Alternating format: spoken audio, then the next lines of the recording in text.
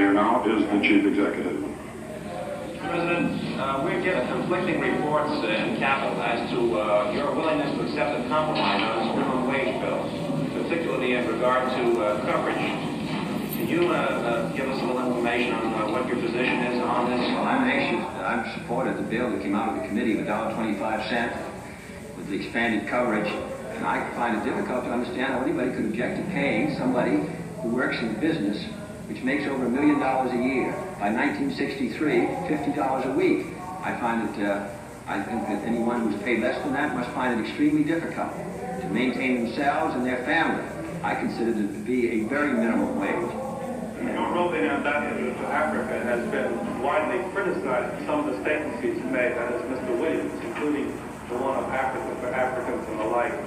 Oh, I think that Governor Williams has done very well. I'm wholly satisfied with his mission. The statement Africa for the Africans does not seem to me to be a very unreasonable statement. He made it clear that he was talking about all those who felt that they were African, whatever their color might be, whatever their race might be.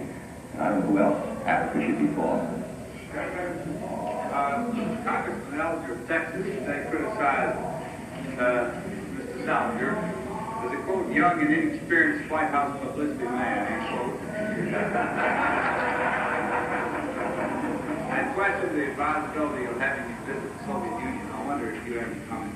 I know there are always some people who feel that Americans are always young and inexperienced, and foreigners are always able and tough and great negotiators, but I don't think that the United States acquired the present position of leadership. That view is correct. He also, as I saw in the press, said that Mr. Salinger's main job was to increase my standing in the ballot poll. Having done that, he's now moving on to...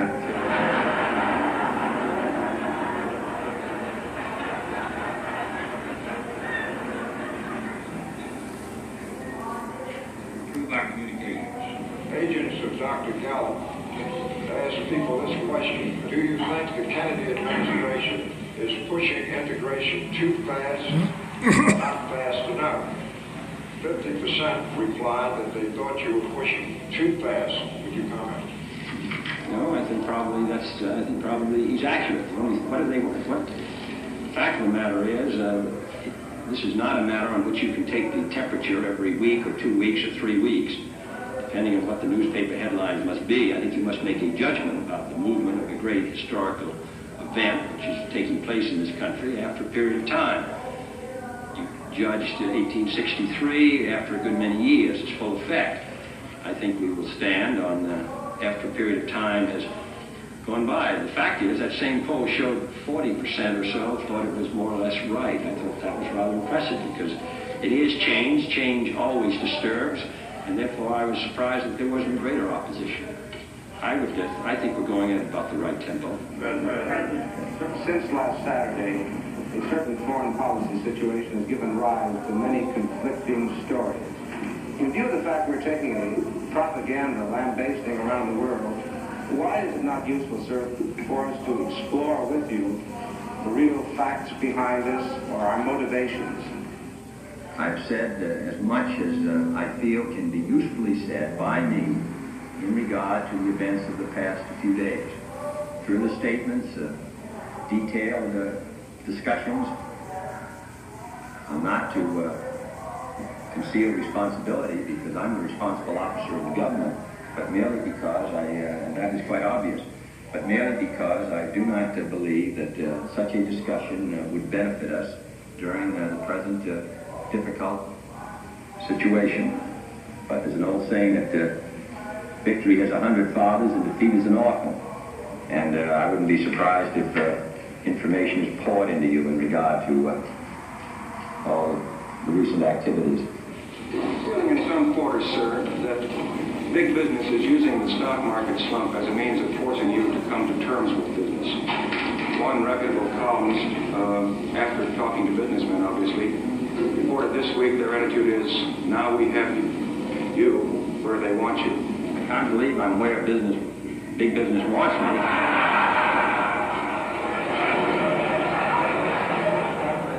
You and your wife and other members of your family have declined to go to private clubs and take part in other functions, even women's benefits and churches. But there was racial segregation. Now, I wonder if you don't think it's simply fair that the President of the United States and other officers of this government should decline to speak at and participate in functions where women newspaper reporters are barred. I will say that in my judgment, when a official visitor comes to speak to the press club, that all working reporters should be permitted in on the basis of equality. That is not a social occasion, but a working occasion. That happens to be my personal view, and the members of the press club will have to decide it the way they want. They are entitled to have any arrangement they would want in regard, I would think, to social occasions. But I would think that when there is an official visitor here as a part of the guest of the people of the United States, and there's a meeting held, that all reporters should come on the basis of equality. But that, I'm not a member of the press club except honorary, and therefore, but I give my view as an honorary member, not as President of the United States. President, Republican National Committee publication has said that you have been less than candid with the American people as to how deeply we are involved in Vietnam. Could you throw any more light on that? There is a war going on in South Vietnam. I think last week there were over 500 killings, assassinations, bombings. The casualties are high. It's I said last week, a subterranean war, guerrilla war, of increasing ferocity. The United States, since the end of the Geneva Accord, setting up the South Vietnamese government as an independent government, has been assisting Vietnam economically to maintain its independence, viability, and also has sent training groups out there, which have been expanded in recent weeks, as the attacks on the government and on the people of South Vietnam have increased. I think that, and in some ways, I think the Vietnamese people and ourselves agree. We want the war to be won, the communists to be contained, and the Americans to go home. That is our policy. I'm sure it's the policy of the people of Vietnam. We are not there to see a war lost. We will follow the policy which I've indicated today, advancing those causes and issues which help win the war. President, a number of your right-wing critics say that your foreign policy is based on a no-win policy in the Cold War. Would you address yourself to this charge? Well, of course, from every American, right, whoever they may be, want the United States to be secure and at peace, and they want the cause of freedom around the world to prevail. Quite obviously, that is our national objective. And what we are anxious to do, of course, is protect our national security, protect the freedom of countries, permit what Thomas Jefferson called the disease of liberty to be caught in areas which are now held by communists. The objective of this administration, and I think the objective of the country, is to protect our security, keep the peace, protect our vital interests, make it possible for what we believe to be a system of government which is in accordance with the basic aspirations of people everywhere to ultimately prevail. You apparently fell down on the job at a recent press conference when you had prepared by recalling your own boyhood. Apparently, your answer to a possible question about what you would think of corporal punishment in the District of Columbia schools. Could I make up for that slip now and ask you that question? Well, I don't know.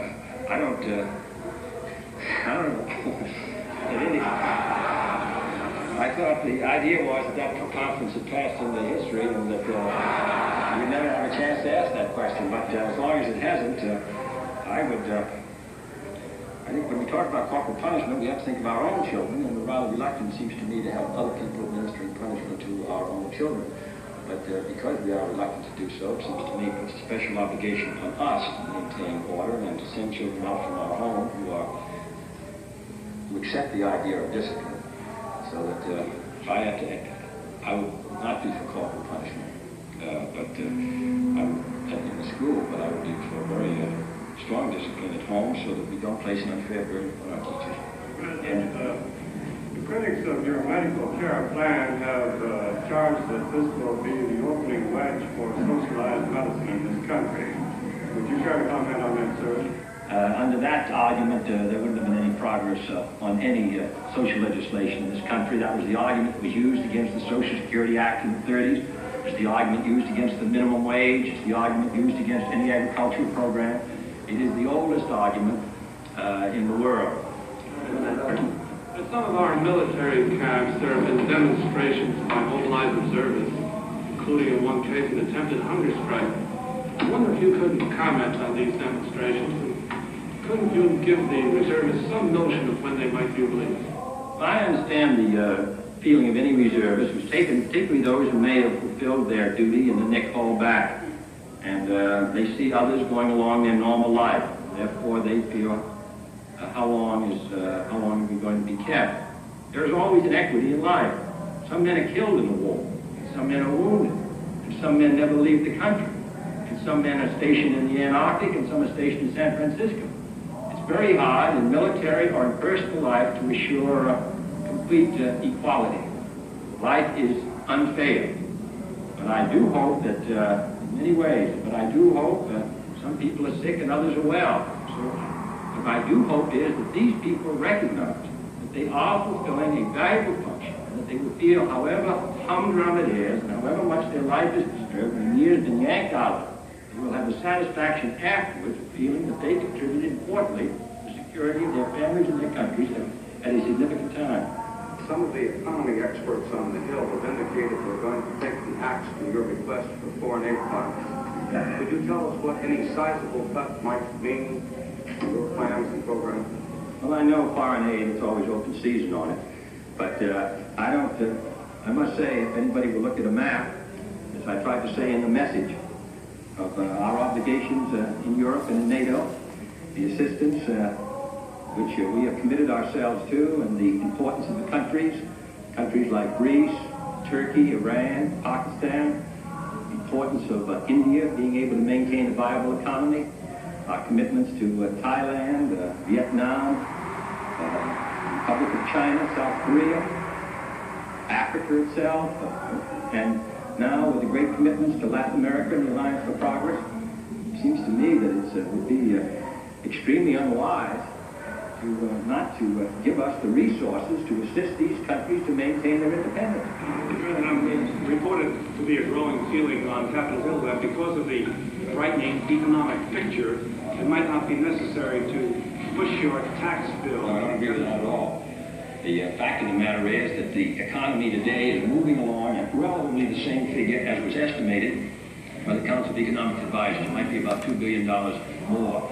But the fact is, I think that one of the reasons why the economy has moved along has been partly the level of governmental expenditures, combined, of course, with the private vitality in the economy, and also the prospect of the tax cut. The tax cut will put $10 billion directly in an 18-month period into the hands of our people, which under the multiplier will mean $30 billion, and I think can make a very important difference in reducing our unemployment. We have to find a tremendous number of jobs in the next 2 years for new people. In addition, we have a 5.6% level of unemployment already. So I think it would be a great mistake to stop the tax cut. It's a long-range program, and it would be a great mistake to delay it. The other day, Khrushchev stated that communists could learn something even from capitalists, and he even had a few kind words to say about profit incentives. Do you read any great amount of significance into this? No, I don't. No. Human nature is the same on both sides, fortunately, on both sides of the Iron Curtain, which is why I'm optimistic about the ultimate outcome of this struggle. Yeah. President, your brother Ted recently on television said that after seeing the cares of office on you, that he wasn't sure he'd ever be interested in being the president. I wonder if you could tell us whether, if you had to do over again, you would work for the presidency, and whether you could recommend the job to others. Well, the answer is, first is yes, and the second is no. I don't recommend it to others. Thank you very much.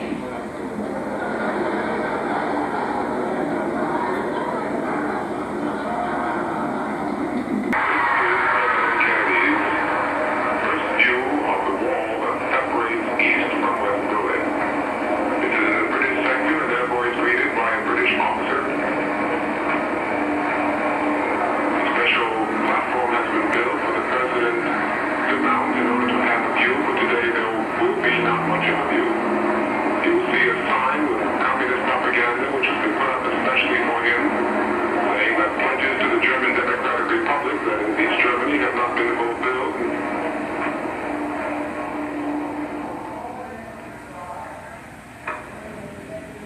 are many people in the world who really don't understand, or say they don't, what is the great issue between the free world and the communist world. Let them come to Berlin.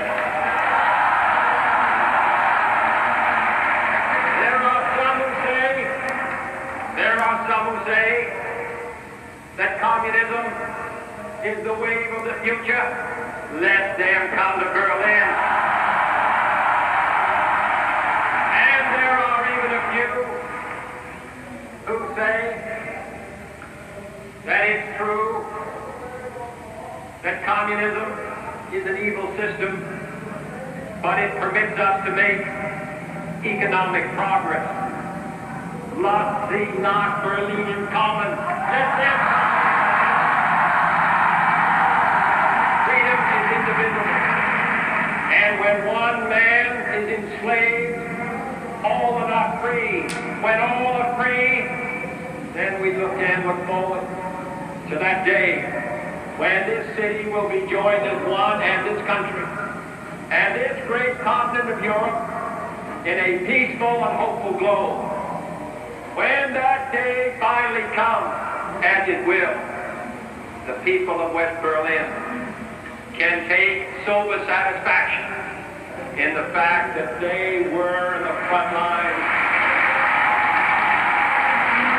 All free men, wherever they may live, are citizens of Berlin. And therefore, as a free man, I take pride in the word, Ich bin ein Berliner.